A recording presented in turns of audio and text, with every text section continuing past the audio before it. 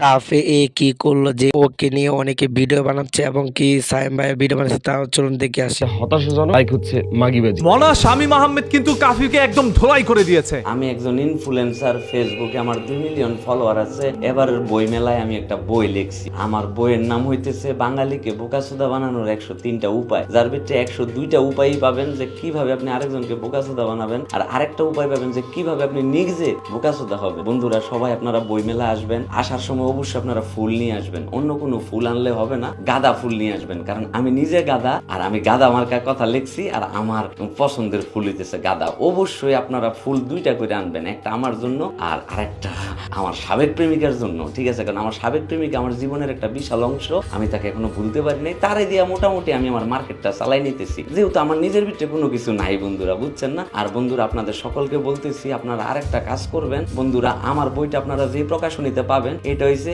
আইসো দেখা হবে নিশিরাইতে, এই প্রকাশনীতে পাবেন, ঠিক আছে? কাশেম কাকা এটার প্রডিউসিং করছে। আর বইটা লেখছি আমি নিজে। আমি কি লেখছি আমি জানি না, তবে আমি লেখছি অনেক কিছু। আপনারা এনে কিন্তু অবশ্যই জানতে পারবেন যে আপনারা কিভাবে বোকাসুদা হবেন। আর বন্ধুরা গাঁদা ফুল নিয়ে আমাকে দেখতে আসবেন। এর পরবর্তীতে কাফি কি বলছে চলুন তাহলে দেখে আসি। বোকাচোদা আছে, টপিকস পাইলেই লাফাই পড়ে, মানে ফিডব্যাক না দিলে হবে না, চুপ থাকার চেষ্টা করছিলাম। প্রথম কথা হচ্ছে যে এর সাথে আমার ছবিও আছে, এই যে দেখেন এর সাথে আমার ছবি।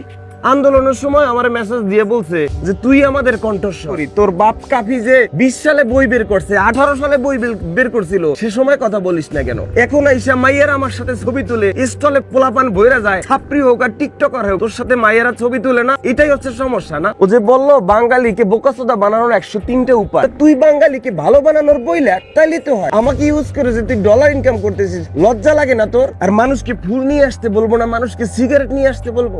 আমার নিজের ভিতরে নাই, তোর ভিতরে আছে। তুই যে সারাদিন সেপালি করো, যুগের পর যুগ সেপালি করো, তোরটা কি বলবে? সাবেক প্রেমিকের কথা বললে চলতেছি, আমার ভিতরে কোনো যোগ্যতা নাই। তুই যে রাত বেড়াইতে সেপালি করতেছস, তোরটা কি বলবে? আয় নাই নিজের চেহারাটা আগে দেখ ভাই। আমার কথা হচ্ছে আমার বই পড়লে বোকাচোদা হবে, এটা জানতে পারবে। তুই ভালো বই লেখ, বন্যার টাকা মাইরা খাও, চোর জানো কোথায়। কাফি কিন্তু মনাকে দোয়াদই করছে এবং মনা কিন্তু কাফিকে দোয়াদই করছে। তবে এই বিষয় নিয়ে কিন্তু সাইম ভাই কি বলছেন চলুন দেখে আসি তাহলে ভিডিওটা। ডাবল লুচ্চা। কাফির অসংখ্য ফ্যান ফলোয়ার রয়েছে, সেইভাবে মনা শামীম আহমেদের কিন্তু অসংখ্য ফ্যান ফলোয়ার রয়েছে। কাফি দেখেন একজন কন্টেন্ট ক্রিয়েটর হিসেবে আমাদের সবার সামনে কিন্তু প্রকাশিত হয়েছে। হঠাৎ করে বইমেলার মধ্যে তার একটি স্টল দেখে মানুষ অনেকটাই বিভ্রান্তে পড়ে যায় যে একজন কন্টেন্ট ক্রিয়েটর কিভাবে আবার বই লিখে ফেললো। এটা নিয়ে যখনই সামাজিক যোগাযোগ মাধ্যমে ব্যাপক পরিমাণ সমালোচনা হচ্ছিল, তখনই কাফি আবার লাইভে এসে বলে দিল, আমাকে নিয়ে যত পরিমাণ সমালোচনা হবে আমি তত বেশি বই বিক্রি করব। সমালোচিত হওয়া উচিত, এতে পেজে রিচ বাড়ে। আমাকে নিয়ে আরো সমালোচনা করুন, আমাকে নিয়ে যত সমালোচনা করবেন ততই ভালো, আমি আমার ভালো চাই। যেহেতু আপনাকে নিয়ে সমালোচনা করলে আপনার জন্য ভালো, সেহেতু সবাই কিন্তু সমালোচনা করবে, সে আপনার ভাই ব্রাদার হোক আর অন্য কেউ হোক। মনার শামীম আহমেদ যখন আপনাকে নিয়ে সমালোচনা করলো, তখন আপনিও কিন্তু কাউন্টার হিসাবে তাকে আবার তুই তামারি করে যা ভাবে পারছেন সেইভাবে কিন্তু রোস্ট করে দিয়েছেন। তোর বাপ কাফি যে, কাফি তো ডাবল লুচ্চা। এখন আপনারাই হচ্ছেন কন্টেন্ট ক্রিয়েটর, আপনারাই হচ্ছেন লেখক, আপনারাই হচ্ছেন প্রেমিক, আপনারাই হচ্ছেন বড়লোক, আপনারাই হচ্ছে ক্ষমতাবান। আপনাদের জন্য এই দেশ, আমরা আসলে কেউ না। বইবেলায় বান্ধবীর হাত ধরার কারণে আজকে ভাই বেড়াদার চরিত্র নিয়ে কথা বলে, ওই ভাই বেড়াদের আবার অন্য মেয়ের গাড়িতে চড়ে ঘুরে, ভিডিও কলে জমে থাকে, রেস্টুরেন্টে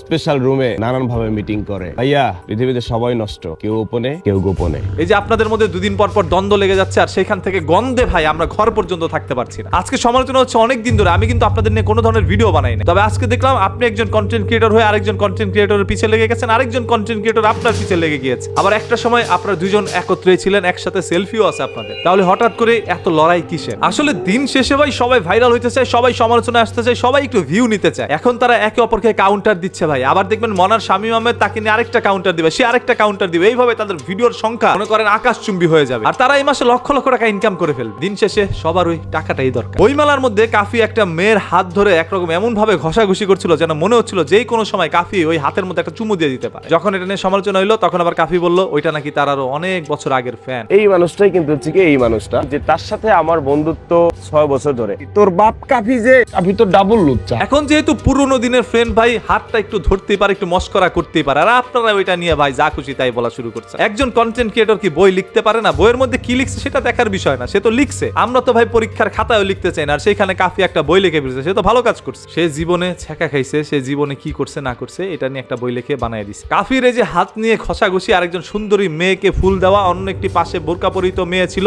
তাকে ফুল দেয় নাই, যার কারণে কিন্তু সামাজিক যোগাযোগ মাধ্যমে তাকে নিয়ে এখন সমালোচনা হচ্ছে। এখন আমি ওদের কারো বিপক্ষে গিয়ে কথা বলতে চাই না, যেটা সত্য সেটা বলতে চাই। একটা সময় এই কাফি কিন্তু সামনে কয়েল ধরিয়ে আর 2-3টা কুত্তা নিয়ে কচু গাছের ক্ষেতের মাঝখানে বসে বসে কয়েকটা কথা বলতো, যে কথাগুলো হচ্ছে পয়েন্টে আসেন ভাই। এখন আমি তাকে একটু পয়েন্টে নিয়ে আসি। ওই সময় কাফি কিন্তু অন্যায়ের বিরুদ্ধে প্রতিবাদ করতো, কাফি কিছু সত্য কথা বলেছিল, যার কারণে হাজার হাজার লক্ষ লক্ষ ফ্যান ফলোয়ার তাকে ফলো করা শুরু করে। আর রাতারাতি কাফি কিন্তু সোশ্যাল মিডিয়ার মধ্যে একটি ভালো জায়গায় অবস্থান করে। এরপরে কাফি টাকা পয়সা কামিয়ে কাফি একটি দামি গাড়ি কিনে কাফি একটি ভালো অবস্থানে থাকা শুরু করে। গ্রাম থেকে উঠে এসে এখন ঢাকায় বসবাস করছে। এর পরবর্তীতে কাফির আচার আচরণ পরিবর্তন হতে থাকে। আমাকে যতগুলো মানুষ ভালোবাসে ততগুলো মানুষ আপনাকে চিনেও না, এবং আমাকে যতগুলো মানুষ ঘৃণা করে ততগুলো মানুষ আপনাকে মানে দেখেও না। সব কিন্তু আমাকেই। আমরা মামুলি মানুষ ভাই, আমরা আপনাদেরকে নিয়ে অত কিছু বলতে চাই না। আবার কখন যেন আমাদেরকে নিয়ে আপনারা কি না কি বলে ফেলেন। আমি আমার সম্মান নিয়ে অনেক ভয় পাই। আমাকে নিয়ে গিয়ে বাজে সমালোচনা করবে, আমি ওইটা মেনে নিতে পারি না। আমি সমালোচনা করে কখনো ভাইরাল হইতে চাই না ভাই। আমার ভিউ নাই, আমার ভিউর কোনো দরকার নেই। তারপর ওই যে বই মেলার মধ্যে গিয়ে মেয়েদের হাত ধরে মনে করেন এইভাবে ঘষাঘষি করা, সুন্দরী মেয়ে দেখলে ফুল দেওয়া, আবার মেয়েদের কাছ থেকে বলা হবে আমার জন্য কি ফুল আনো নাই, গেছেন বই বিক্রি করার জন্য, সেখানে